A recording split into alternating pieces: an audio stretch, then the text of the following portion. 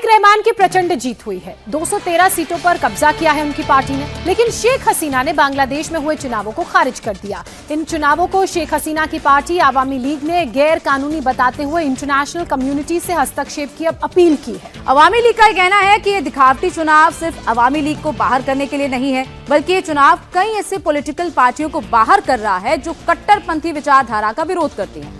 Awami league का आरोप है कि यूनुस की सरकार से जुड़े लाखों लोग वोटर्स को जान से मारने की धमकी दे रहे हैं। उन्हें डराने, धमकाने और टॉर्चर करने के लिए सरकार की तरफ से दंगा फसाद का शिकार बनाया जा रहा है। आवामी लीग ने बांग्लादेश में चुनाव को जनता के लोकतांत्रिक मूल्यों, संविधान की भावना की अवहेलना करार दिया है। शोएब लगातार हमारे साथ बने हुए हैं, एक बार फिर से शोएब का रुख कर लेते हैं। शोएब, देखिए, जहां बांग्लादेश में चुनाव हो चुके हैं, बीएनपी 213 सीटों पर जीत दर्ज करके प्रचंड बहुमत हासिल कर चुकी है, वहीं शेख हसीना इन चुनावों को फ्रॉड करार दे रही हैं। वो कह रही है कि संविधान की अवहेलना हुई है, लोगों की भावनाओं के साथ खिलवाड़ हुआ है और अंतरराष्ट्रीय अपीलेट से इस पूरे मामले में इंटरफेयर करने की मांग कर रही है।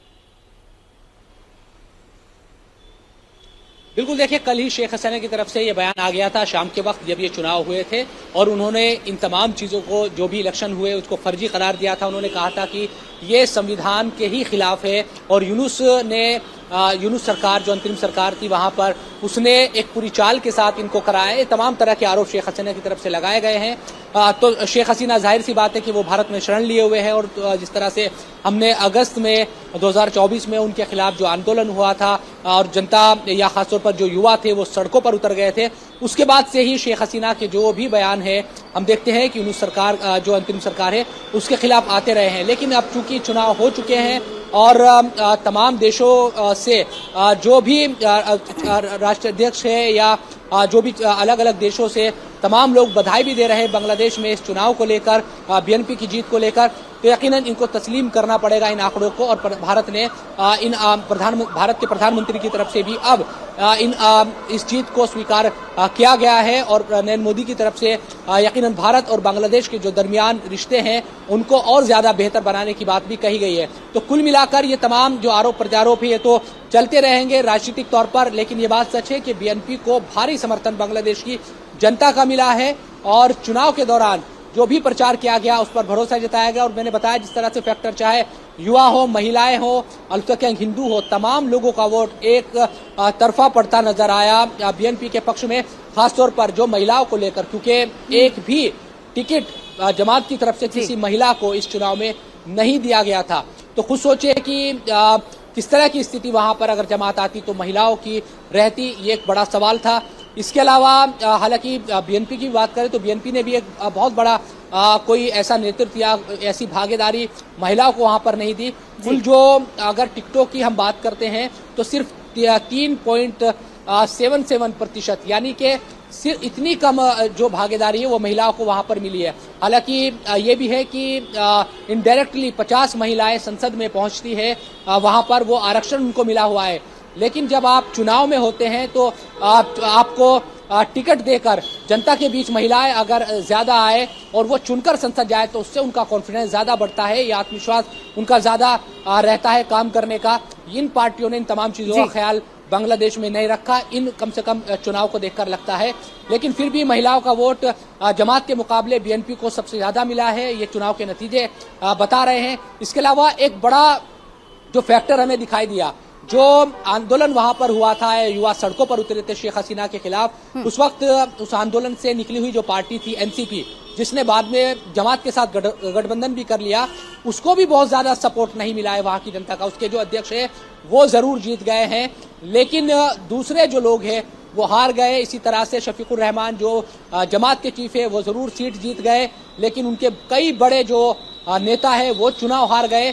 तो युवाओं का साथ भी जमात को नहीं मिला, एनसीपी को नहीं मिला। इसके अलावा जब एनसीपी ने जैसे ही जमात के साथ गठबंधन किया था, बहुत सारी जो महिलाएं थी जो एनसीपी से जुड़ी हुई थी, इस पूरे आंदोलन में वो साथ रही थी। युवा जो महिलाएं थी, खासतौर पर जो लड़कियां थी, उन्होंने भी एकदम से एनसीपी का साथ छोड़ दिया था। तो कुल मिलाकर ये कह सकते हैं कि जमात पर उनका भरोसा नहीं था और यही वजह रही कि बीएनपी को इतनी प्रचंड जीत बांग्लादेश बिल्कुल में इतनी मिली है। प्रचंड जीत अब मिली जिम्मेदारी है, तारिक तारिक रहमान के को इतनी कंधों पर बड़ी जीत रहेगी मिली कि है और बांग्लादेश की राजनीति में बदलाव जाहिर तौर पर देखने को मिलेगा। प्रधानमंत्री नरेंद्र मोदी ने भी तारिक रहमान को जीत की बधाई दी। उन्होंने कहा कि ये जीत लोगों पर आपके भरोसे को दिखाती है, ये जीत लोगों पर आपका भरोसा दिखाती है, बांग्लादेश के साथ भारत खड़ा है। ये प्रधानमंत्री नरेंद्र मोदी ने एक बड़ा स्टेटमेंट दिया है। लेकिन शोएब, जिस तरीके से प्रधानमंत्री तो दोस्ती का हाथ आगे बढ़ा रहे हैं, क्या बांग्लादेश भी आगे बढ़ाएगा? क्या बांग्लादेश भी भारत के साथ अपने रिश्तों को सुधारने के लिए पहल करेगा या फिर अभी वक्त लगेगा? अभी देखना होगा, वेट एंड वॉच की सिचुएशन रहेगी कि क्या बांग्लादेश भारत के टूवर्ड्स अपनी जो रुख है उसको बदलेगा या वैसा ही अभी रहेगा? देखिए, खास तौर पर अगर पड़ोसियों की बात करते हैं बांग्लादेश की, तो हमारा जो देश है वो सबसे बड़ा और सबसे मजबूत पड़ोसी है। बांग्लादेश को इस बात का पता है। हालांकि हम देख रहे हैं कि जब यूनुस की अंतरिम सरकार वहां पर 14 महीने की थी, उस वक्त पाकिस्तान ने बहुत ज्यादा दखल वहां देने की कोशिश की, भड़काने की कोशिश की और उसका जो असर है वो कई जगहों पर दिख भी रहा था बांग्लादेश में। लेकिन जिम्मेदारी यही है कि एक तरक्की करता हुआ देश था बांग्लादेश। सबने देखा कि शेख हसीना सरकार में किस तरह से जो जीडीपी थी, जो बिजनेस था और अंतर्राष्ट्रीय स्तर पर वो किस तरह से तमाम चीजें लेकर बांग्लादेश चल रहा था। लेकिन जैसे ही शेख हसीना वहां से हटती है तो कहीं ना कहीं इन तमाम चीजों पर असर पड़ता हुआ दिखाई दिया।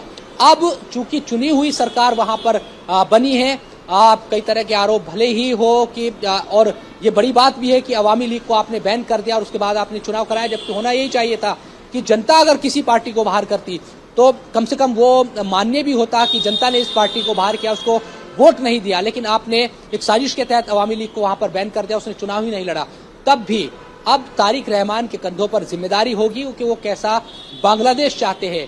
एक ऐसा पड़ोसी जो मजबूत भी है, भारत और कई राज्यों से उसकी सीमाएं लगी हुई है। आप किसी भी तरह से तो बिजनेस का मामला हो या दूसरे तमाम क्षेत्र की बात करते हैं तो भारत की जरूरत बांग्लादेश को पड़ेगी, ये बांग्लादेश भी जानता है। अब जिम्मेदारी उन्हीं की है। भारत हमेशा चाहता है कि पड़ोस में शांति हो, रिश्ते अच्छे रहे, तमाम चीजें।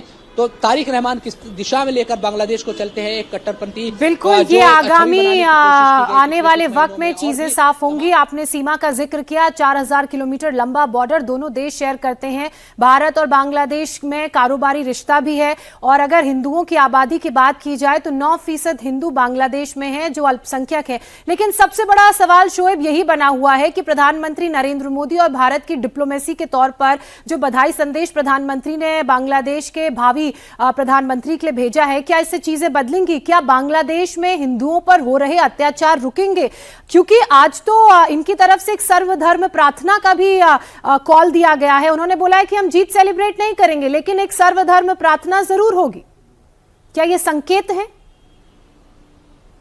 बिल्कुल, देखिए ये सुबह बहुत जल्दी एक बीएनपी की तरफ से एक स्टेटमेंट जारी किया गया कि किसी भी तरह का जो जीत का जश्न है वो नहीं मनाया जाएगा। इसकी दो वजह है।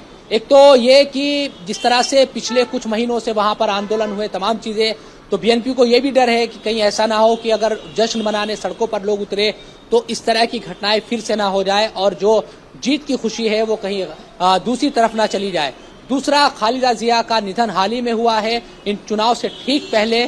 तो उन तमाम चीजों को लेकर भी बीएनपी की तरफ से कहा गया है कि आज जुमे का दिन भी है तो मुस्लिम मस्जिदों में नमाज पढ़े, दुआ करें और तमाम जो दूसरे धर्म के लोग हैं वो मंदिर, चर्च, उन तमाम जगह पर जाकर पूजा और प्रार्थना करें और खालिदा जिया की आत्मा की शांति के लिए वो प्रार्थना करें या दुआ करें। ये उनकी तरफ से कहा गया है। अभी 11:30 बजे एक प्रेस कॉन्फ्रेंस भी करने वाली है बीएनपी इस जीत को लेकर। पूरी जो भी उनका जो भी रद्द अमल है, जो भी प्रतिक्रिया है वो भी रखी जाएगी।